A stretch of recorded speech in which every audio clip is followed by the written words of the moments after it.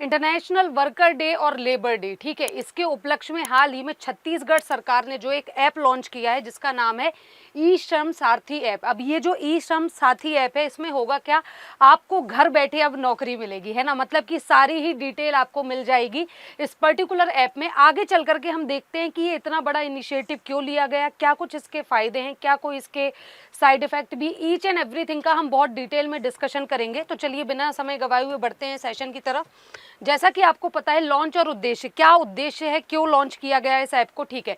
तो देखिएगा, सबसे पहले छत्तीसगढ़ सरकार के द्वारा इस ऐप को क्या किया गया है, लॉन्च किया गया है। किसके द्वारा, तो छत्तीसगढ़ सरकार के द्वारा, राइट।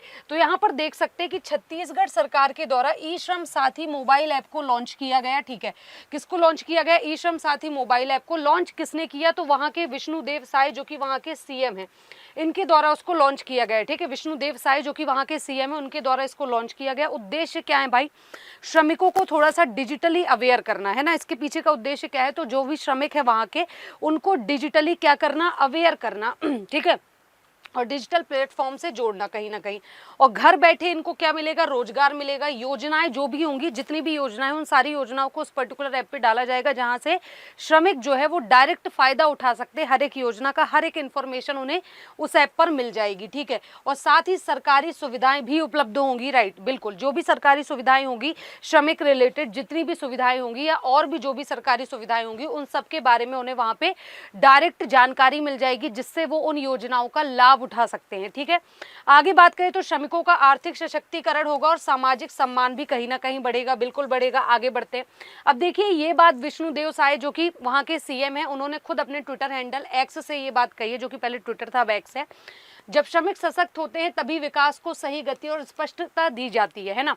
हमारा लक्ष्य केवल योजनाएं बनाना नहीं है, बल्कि यह सुनिश्चित करना है कि उनका वास्तविक लाभ हर श्रमिक तक पहुंचे और उनके जीवन में ठोस परिवर्तन आए, है ना। ये बात कही गई है मंत्रालय में श्रम विभाग की समीक्षा और के लिए इन्होंने की थी, ठीक है। अब देखो, यहाँ पर सबसे इंपॉर्टेंट चीज है ई श्रम साथी ऐप की खासियत क्या क्या है, ठीक है। तो देखिएगा, ऐप की खासियत देखिए, ई श्रम साथी ऐप एवं डिजिटल लेबर चौक से सुलभ सुविधाएं आपको मिलेंगी।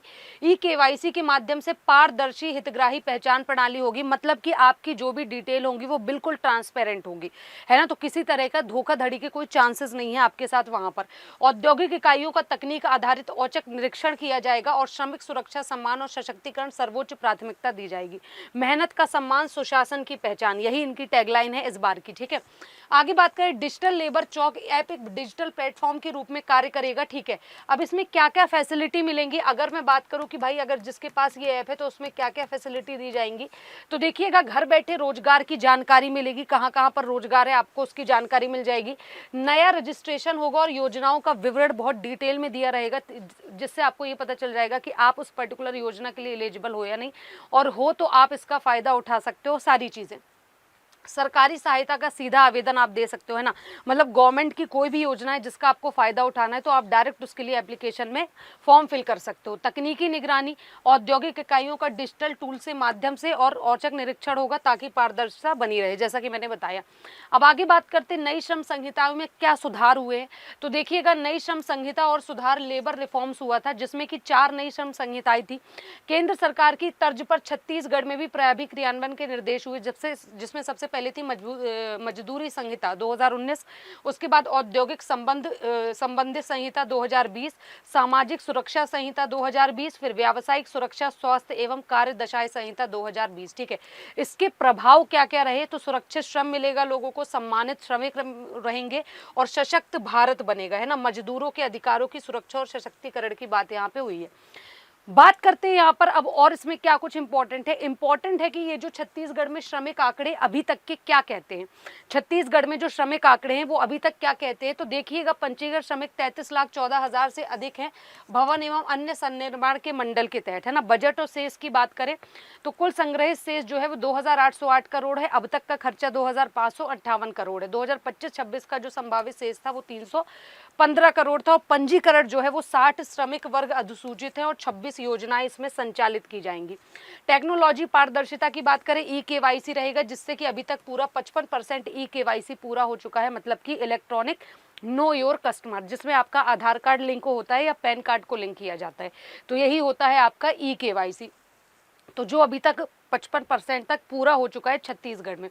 श्रमिक अधिकारों का संरक्षण होगा, इसके अंतर्गत औद्योगिक इकाइयों का निरीक्षण किया जाएगा। ठीक है, चलिए अब देखो प्रमुख कल्याणकारी योजनाएं कौन कौन सी रहेंगी जो कि इस ऐप में ऑलरेडी मेंशन है और छत्तीसगढ़ गवर्नमेंट के द्वारा निकाली गई हैं। अटल उत्कृष्ट शिक्षा योजना, बच्चों की शिक्षा जिसमें कि पहले 100 सीटें थी जिसे बढ़ा करके 200 कर दिया गया। मिनी माता महतारी जतन योजना, महिला श्रमिकों के लिए सहायता दी जाएगी इसमें। मुख्यमंत्री नौनी सशक्तिकरण योजना, बेटियों के सशक्तिकरण हेतु वित्तीय सहायता दी जाएगी। शहीद वीर नारायण सिंह अन्न योजना, इसमें श्रमिकों के लिए भोजन व्यवस्था दी जाएगी। ये सारी योजना श्रमिकों से रिलेटेड है। ठीक है, और अन्य योजनाओं में आ जाते हैं तो दीदी ई रिक्शा, आवास सहायता योजना, निःशुल्क कोचिंग योजना और सियान बुजुर्ग सहायता योजना। ये सारी की सारी योजनाएं जो हैं आपको ये याद रखना है कि श्रमिकों के लिए हैं। किसके लिए हैं? श्रमिकों के लिए हैं। तो सारी की सारी योजनाएं ये श्रमिकों के लिए। इसके अलावा बात करें तो कुल पंजीकृत जो है ये सब मैंने आपको बता ही दिया है। ठीक है, श्रमिक डेटा क्या रहा है। अटल उत्कृष्ट शिक्षा योजना, पहले 100 सीटें थी, अब उसको बढ़ा करके डबल 200 कर दिया गया है। कुल योजनाएं 14 है। बजट में जो 25-26 में 5.21 करोड़। प्रमुख पहल इनमें कौन कौन सी है? श्रम अन्न योजना, श्रम सम्मेलन और मोबाइल कैंप, ये सब करके इनको डिजिटली साक्षर किया जाएगा। अब देखो निष्कर्ष क्या है। निष्कर्ष सिर्फ इतना है कि साय सरकार का फोकस है टेक्नोलॉजी और ट्रांसपेरेंसी। श्रमिकों को अर्थव्यवस्था की रीढ़ माना जाता है। बिल्कुल, आपको पता ना हमारे देश की आधे से ज्यादा अर्थव्यवस्था श्रमिकों की वजह से चल रही है। कंस्ट्रक्शन है, कोई भी चीज है, श्रमिकों के बिना कुछ भी पॉसिबल नहीं है ना। और उनके अधिकारों की रक्षा की जानी चाहिए। कॉल टू एक्शन, श्रमिकों को ऐप डाउनलोड करने और ई-केवाईसी पूरा करने की अपील की गई है। ठीक है ना, तो ये बहुत बड़ी सौगात है इंटरनेशनल वर्कर्स डे पे, लेबर डे पे, जो कि 1 मई को है। उसकी बहुत बड़ी शुरुआत है ये श्रमिकों के भले के लिए, जो कि छत्तीसगढ़ सरकार ने इस पहल को स्टार्ट किया है। ठीक है, उम्मीद है आपको सेशन पसंद आया होगा। कोई डाउट है तो कमेंट बॉक्स में बता दीजिएगा। अभी के लिए बस इतना ही। Thank you so much.